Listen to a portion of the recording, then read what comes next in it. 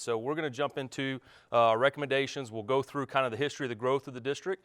We'll go through the process. We'll go through every recommendation, and then what the follow-up steps will be to engage the community. And we've already started hearing from many of you, so thank you for that already. Starting off, I want everybody to see, because we have a lot of people that haven't been in the district for 20 years. And I know that because your houses weren't here before. So if you look back in 2000, we were only about 5,000 students, a little over 5,000 students in 2000, about 1 million square feet of educational space or total space footprint for the district. And then you can see the schools there. Flash forward to 2020 or 2021, and we're 20,000 students more. We added about 4.5 million square feet of educational space, and we've multiplied our schools. Obviously, we're now, instead of one high school, we got 4 high schools. Before we were intermediate and middle. Now we're 6 middle schools, 19 elementary schools. The 20th, Berkshire, is opening up this next year. So just a lot of growth, and just kind of 2 maps that I know this one's a little old, but it was taken back in 2000, so that's why it's old. But you can see the difference between the schools and the campuses as they exist as we've grown. I want to show you a couple aerials too, just to kind of reemphasize that point. This is an aerial in the southern portion of the district, so you see the blue lines kind of highlighting the high school feeder areas. You can see 287 and 35 and the tip of Alliance here. This is 2001, when we only had about those 6,000 students. And you can see there's not a lot of development. And if we flash forward here to last year, 2020, look at all that growth that comes in, and all those housing and roads and development, commercial development coming into that area. It's just remarkable to see that happen over 20 years. We go to the east side of the district, another place that's grown really fast in the last 20 years for us. Again, Roanoke Trophy Club. You can now see all of Alliance Airport. You can see Texas Motor Speedway. Again, 2001, this is when that aerial was taken. And if we hit the button and flash forward to 2020, again, you see all that commercial development, that residential development coming in. And so the last thing I just want to show you is the overall snapshot of the district. And of course, this is the existing boundaries for the high school. I know you can't see the detail here, but one of the things that's important to know is, again, this is when we had about 6,000 students, so there wasn't a lot of housing developments out there. And look at what we're tracking today. This is as of this week. That's 91, a little over 90 different housing developments that we're tracking as far as 2021. And there's actually 1 or 2 that came online in the last couple of weeks that we don't even have on the map yet. So we're working through that. Now, some of these, especially over in Trophy Club, they're starting to build out, and once they're completely built out, we roll them off the map.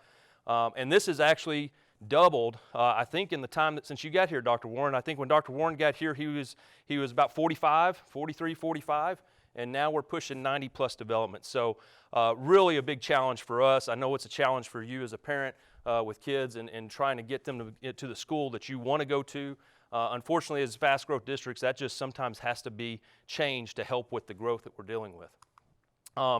Here's the attendance boundary process. This is the process we're going through. Just kind of walk through this with you. One thing I want to note before we even get into this is the 2 key elements that any school district has to provide. I mean, the most critical things that we provide as a school district is we have to keep our kids safe, first and foremost. And in this year of COVID, and quarantine and pandemic and all that obviously rings true. And then we have to educate the kids. And so those 2 things have to be taken into account, that if you're in an overcrowded environment, it's more difficult to do those things to the level and to the level of excellence that Dr. Warren always talks about, to that level of excellence if you're in an overcrowded environment. So that's the 2 major overriding things that we talk about here, is keep them safe and make sure they're getting educated properly. So we go through this process of reviewing our statistics, our future projections. We're a school district that has a demographer that's a vendor for us, comes on board and does quarterly updates with the board. Those are on the website. You can go back. Usually we keep about 4 or 5 years at a time. You can go back and see that growth as it's being projected. So we look at those projections. We spend a lot of time with Templeton demographics, going through that, especially in the fall as we prepare for a year where we have to change boundaries, which usually happens about every year. Every now and then, like last year, we have to skip a year. But about every year, we're having to go through this. Here's the strategies, and these strategies have been developed by using outreach to the community, getting that feedback, and we've done this several times over the course of the last 4 or 5 years, and every time these are the main points that come up that everybody wants us to emphasize is prevent that campus overcrowding, to make sure that we're minimizing the impact of future boundary changes, as well as that impact on those students. Obviously, you don't want to move a student and have to move them back. Sometimes that happens. And then maintain student-teacher ratios, keep those class sizes appropriate, and improve the efficiency of the schools, how well we operate as a balanced school district in those scenarios. We then met with district leadership. We had a committee of probably, I think it was about 15 folks, curriculum folks, data services folks, technology, transportation, looking at all the angles to see what are the best options out there. That we then go to the school principals, those campus principals that are either losing students or potentially gaining students one way or the other, depending on how the board votes on it. So we engage them, we go through that discussion. And ultimately what we did this past Monday night, and we take that recommendation to the board for their consideration. And so you see that there. And now we're to that engagement piece. And so this is the engagement communication piece. The Facebook Live, of course, that's happening tonight.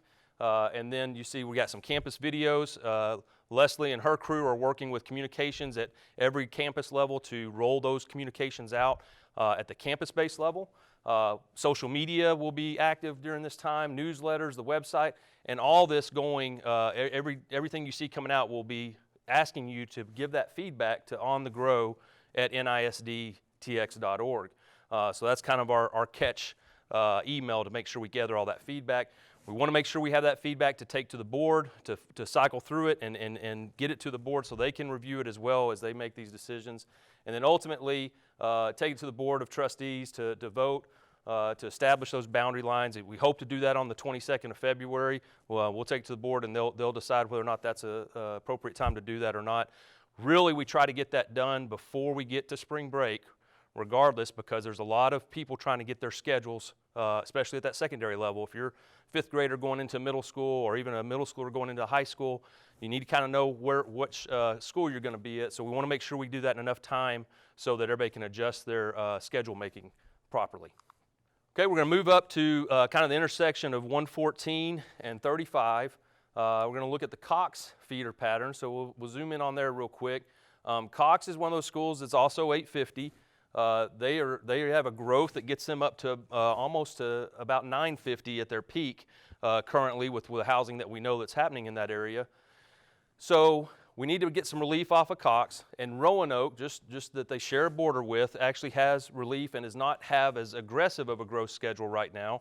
I keep saying right now because we never know what development's going to pop up tomorrow, and we could go from 90 to 100 developments in the next month or so. We just don't know.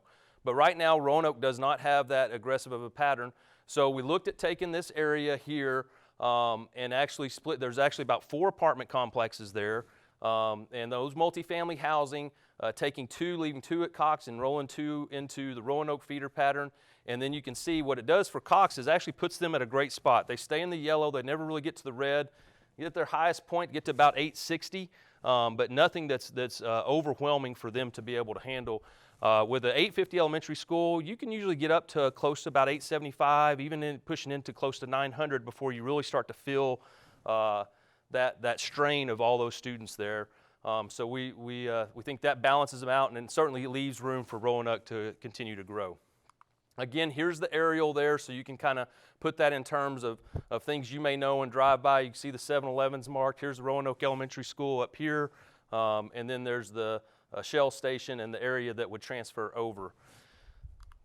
The next one we're going to look at, same area, we're just going to step up to the middle school level. One of the things we really try to do is make sure that we are trying to keep those true feeder patterns. And when we say true feeder patterns, we don't want to split a school. It happens sometimes, and we have some schools that are like that. We're going to talk about that later in the presentation. We really don't want to take an elementary student in a class feeder pattern for that school and split and send one to one middle school and one to the other. We really would like true feeder patterns. Keeps you with your friend group, keeps you with that school group that you know and have grown up with. And so this is why this change is here. It's really not a capacity issue. You can see both Tidwell and Medlin are just slowly growing to their 1,200 numbers. Of course, Tidwell is going to get there a little bit faster than Medlin. Not sure why that popped up, but well, there it goes away. And so this is really just about maintaining that true feeder pattern and taking that group. Once they get to middle school, they wouldn't split off and go back to Tidwell. They would stay at Medlin. And so again, there's the aerial. You can kind of see it obviously looks real similar to the Roanoke, just a little expanded there to include the Beck and Lakeview feeders that all feed into Medlin. Here's some of the recommendations that we try to do annually or every other year or however often we have to do this. One, we don't like to send kids away from their school if it's their last year to be in that campus. So if this is your 4th grade year and you were going to be a 5th grader at whatever school, Cox Elementary School next year, we would ask the board to let's let those kids be eligible to remain their last year. Same thing for your the students who would be an 8th grader in their middle school the following year. And then the same thing I said for the high school, we did a little bit different this year because we only have one segment of high school, and we said, let's keep all them together to remain, including those 8th graders that are about to transition in. We don't want them to lose that friend group and be a small segment that gets splintered off. So that was the discussions there around keeping students there if it's their last year. Now the flip side of that and the challenge with that is it comes at a cost of we can't provide bus transportation because that's extra routes for 1 or 2 or 3 students that stay versus a full bus load. So that's one of the costs that comes at it. And the other thing is we have to draw the line with those students there. We recommend we draw the line and not say it's a full family because that could be generation. I mean, it could be 10 years. You could have siblings that aren't even born yet that still want to try to do that. And so we have to really try to draw that line there with those existing students that would be in that scenario. So here's our next steps. Again, Facebook Live, here we are tonight in front of you giving you this information. The campus videos we talked about, if you're in one of those affected areas, whether you're in an area that's staying, but another part of your boundary is moving out, or you're in an area that you're receiving that part of the boundary, we're working with those principals to send out campus level communication. And our communications department is all over that. Get the maps, get you some videos. I think we're going to try to chop up this video so you can go back and watch it, and you don't have to watch the whole thing. You can watch what's specific to your campus. And so we're going to get that to you through the campus levels.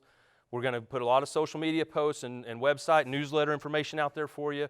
Everything we send out is going to have that link for On the Grow at nisdtx.org.